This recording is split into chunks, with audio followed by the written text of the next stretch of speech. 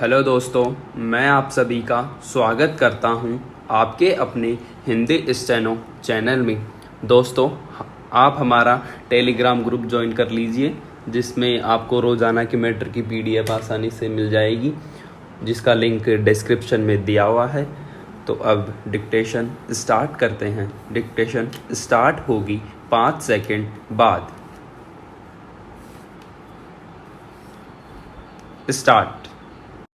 शिक्षा पूर्ण मानव क्षमता को प्राप्त करने के लिए एक न्याय संगत और न्यायपूर्ण समाज के विकास एवं राष्ट्रीय विकास को बढ़ावा देने के लिए मूलभूत आवश्यकता है। ज्ञान के परिदृश्य में पूरा विश्व तेजी से परिवर्तन के दौर से गुजर रहा है। इसी संदर्भ में भारत सरकार द्वारा 29 जुलाई 2020 को राष्ट्रीय शिक्षा नीति 2020 को मंजूरी प्रदान की गई तथा मानव संसाधन विकास मंत्रालय का नाम बदलकर शिक्षा मंत्रालय करने की भी मंजूरी दी गई। यह नई शिक्षा नीति 34 वर्ष पुरानी राष्ट्रीय शिक्षा नीति 1986 को प्रतिस्थापित करेगी। देश में नई शिक्षा नीति की आवश्यकता अधिक समय से महसूस की जा रही थी। भारत में अब तक 3 राष्ट्रीय शिक्षा नीति को लाया गया है।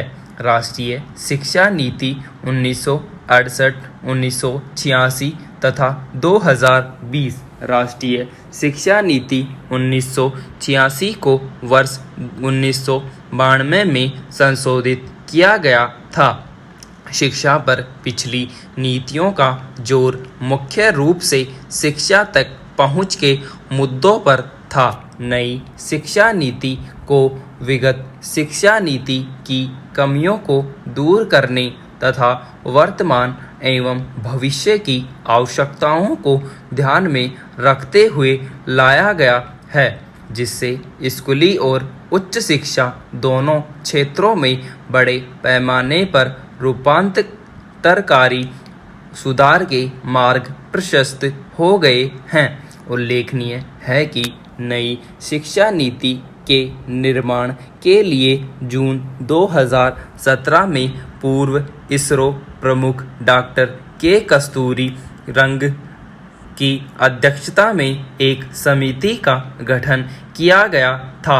इस समिति ने मई 2019 में राष्ट्रीय शिक्षा नीति का मसौदा प्रस्तुत किया था।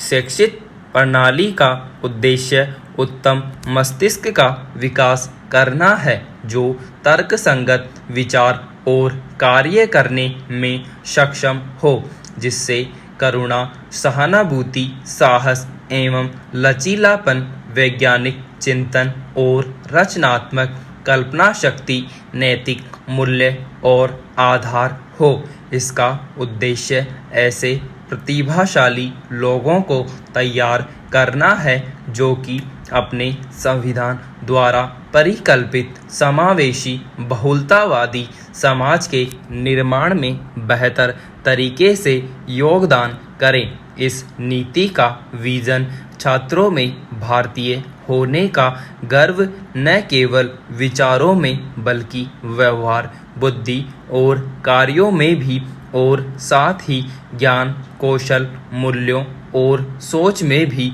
होना चाहिए, जो मानवाधिकारों, स्थायी विकास और जीवन यापन तथा वैश्विक कल्याण के लिए प्रतिबद्ध हो, जिससे वे सही मायने में वैश्विक नागरिक बन सकें। सबके लिए आसान पहुंच, समानता, गुणवत्ता, वहनीयता और जवाबदेही के आधारभूत सिद्धांत पर निर्मित यह नई शिक्षा नीति सतत विकास के लिए एजेंडा 2030 के अनुकूल है।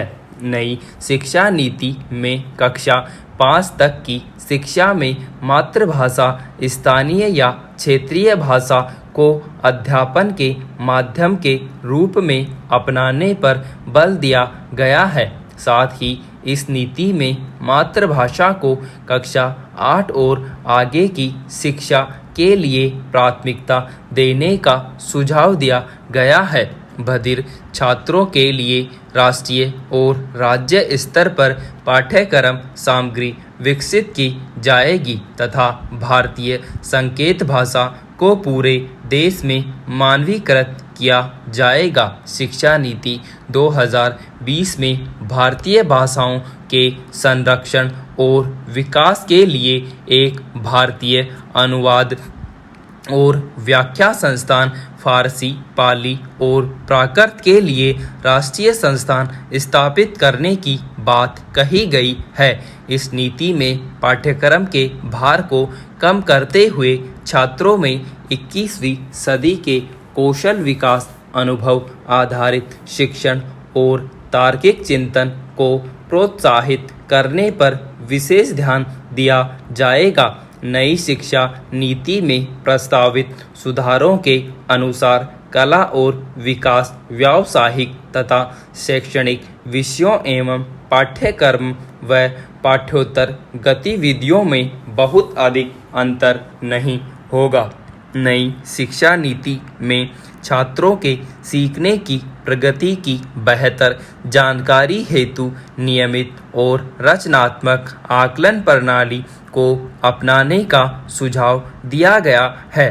इसके अतिरिक्त इसमें विश्लेषण तथा तार्किक क्षमता एवं सैद्धांतिक स्पष्टता के आकलन को प्राथमिकता देने की बात कही गई है। कक्षा छात्र 3, 5 और 8 के स्तर पर स्कूली परीक्षाओं में भाग लेने जिन्हें उपयुक्त प्राधिकरण द्वारा संचालित किया जाएगा। छात्रों के समग्र विकास के लक्ष्य को ध्यान में रखते हुए कक्षा 10 और कक्षा 12 की परीक्षा पद्धति में परिवर्तन किए जाएंगे।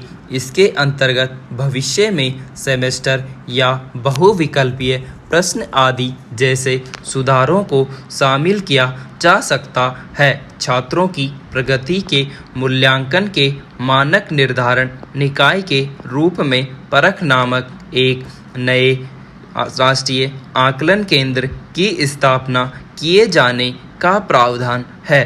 छात्रों की प्रगति मूल्यांकन तथा छात्रों को अपने भविष्य से जुड़े निर्णय लेने में सहायता प्रदान करने हेतु कृत्रिम बुद्धिमत्ता आधारित सॉफ्टवेयर का प्रयोग किया जाएगा। उच्चतर शिक्षा में सकल नामांकन अनुपात को वर्ष 2035 तक 50% तक बढ़ाने तथा उच्च शिक्षा में 3.5 करोड़ नई सीटें जोड़ने की बात कही गई है। नीति के अंतर्गत स्नातक पाठ्यक्रम में मल्टीपल एंट्री एंड एग्जिट व्यवस्था को अपनाया गया है। इसके लिए 3 या 4 वर्ष के स्नातक कार्यक्रम में छात्र कई स्तरों पर पाठ्यक्रम छोड़ सकेंगे और इसी के अनुरूप उन्हें डिग्री या प्रमाण पत्र दिया जाएगा। विभिन्न उच्च शिक्षण संस्थानों से प्राप्त अंकों या क्रेडिट को डिजिटल रूप से सुरक्षित रखने के लिए एक एकेडमिक बैंक ऑफ क्रेडिट दिया जाएगा, जिससे अलग अलग संस्थानों के छात्रों को प्रदर्शन के आधार पर डिग्री दी जा सके। नई शिक्षा नीति में सकल नामांकन अनुपात को बढ़ावा देने में महत्वपूर्ण भूमिका निभाने हेतु खुली और दूरस्थ शिक्षा नीति के विस्तार की बात कही गई है।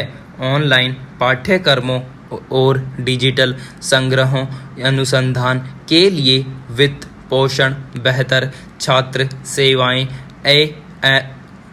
MOOC द्वारा क्रेडिट आधारित मान्यता आदि जैसे उपायों को यह सुनिश्चित करने के लिए अपनाया जाएगा कि ये उच्चतम गुणवत्ता वाले इन क्लास कार्यक्रमों के समतुल्य है।